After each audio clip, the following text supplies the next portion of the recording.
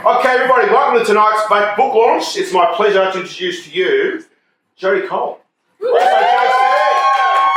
I looked it up, didn't I? His name was Jodie Coall. Author of the book We Need to Talk, The Relationship Renovator, and leading coach at Breakup Brilliant. JC is no stranger to life's toughest conversations, many I've had with me on the bike, so yes.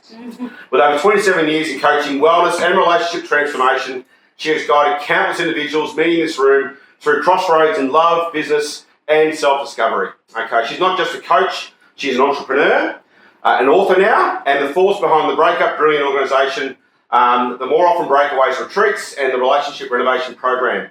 JC created these supportive platforms because she saw a gap. What's a gap? Well, did any of us go to relationship school? No.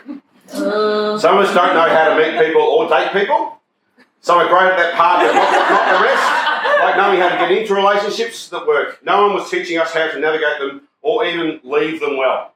JC became the leading coach because sometimes the bravest things you can do is walk away.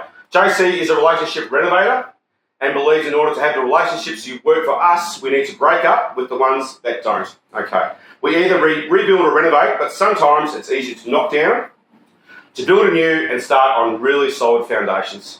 JC's award-winning businesses, speaking arrangements and hands-on experience make her one of the most sought-after voices in the field of emotional and relational well-being. And today, JC is here to share with us her brand new book.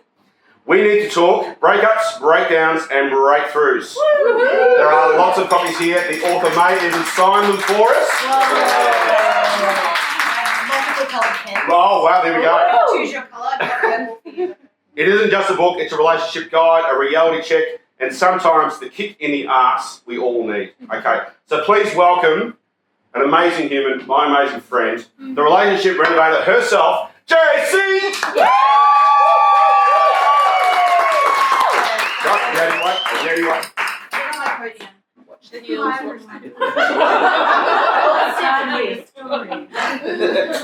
Firstly, thank you for coming. It's such a great support, knowing that this thing has taken me 15 years of procrastinating / working on it. It's got a lot of stories, some of mine, some are from people in this room. So if you would like to share your story and tell people who you are, it's great, and if not, also fine. I wanted to write this book because I didn't go to relationship school and I learned by doing and probably not doing very well in a lot of stuff. So this is more of a book about relationships with ourselves, with partners, with friends, how to do it, how not to do it, and hopefully if you've got anything from this book, even just one thing to take away, that's a success for me. So without further ado, this is the very, very, very first copy of the book. The introduction says, I'm going to actually read the poem first, so just that one. I'm not very good at poetry, so. The dedication to all the boys I've loved before and those yet to come, and to the ones who've loved me and the redirections from some. To the ones I've loved who didn't love me and the ones who were just unsure. And to those of you I didn't love back, and for those I could have loved more. This book is for you. Introduction, we need to talk. You're only ever one conversation away. How to break up brilliant without the bullshit. For anyone who's ever been in love or thought they were. You're in good hands and great company. And they lived happily ever after. Our love lives are supposed to be a Disney movie, right? Maybe even a Hallmark card. You know the one, enter a bunch of soppy romance. Valentines Day. So we're here. Valentine's Day. Meet someone by chance. Date, fall in love, get engaged, then married, then buy a home and have some kids, a job or a business. And a few years later we ask ourselves, how did we end up here? And more often than not, we also ask, is this it? Well, fuck the fucking fairy tale.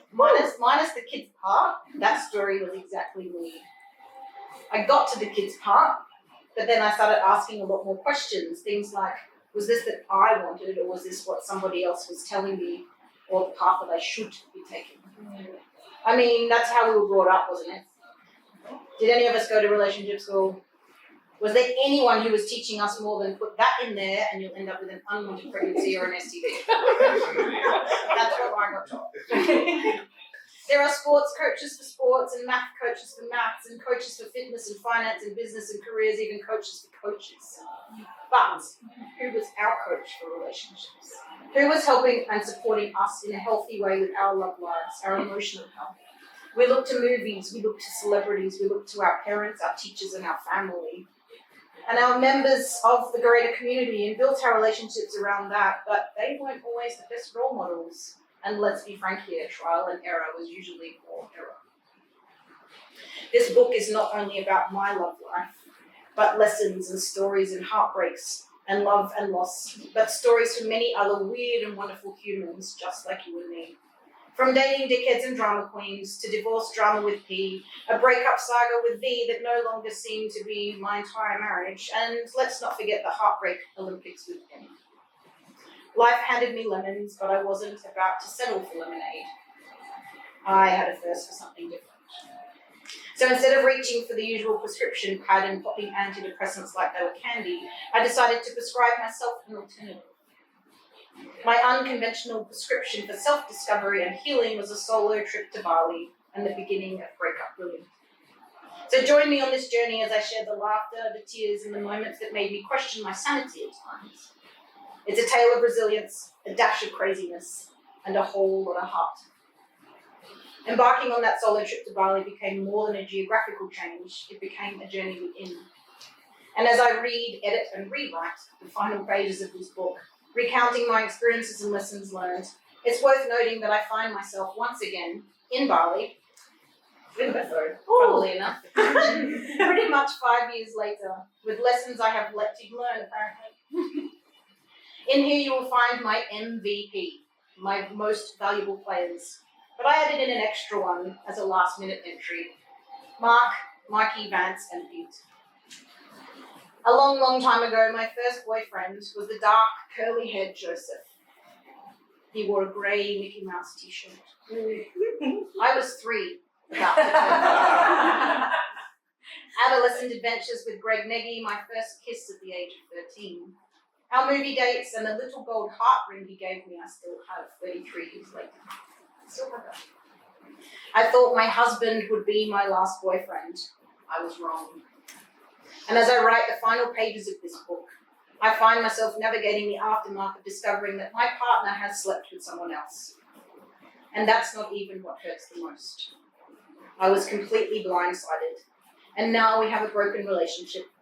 But life, it seems, delights us when surprisingly unexpected plot twists, reminding us that collisions can be great lessons and conclusions can be unforeseen beginnings. And the rest you'll have to read. So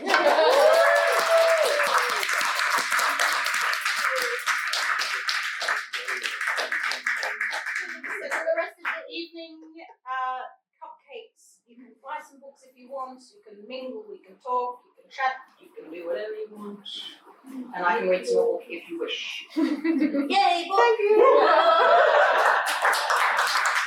Disney line, and I'm not over it.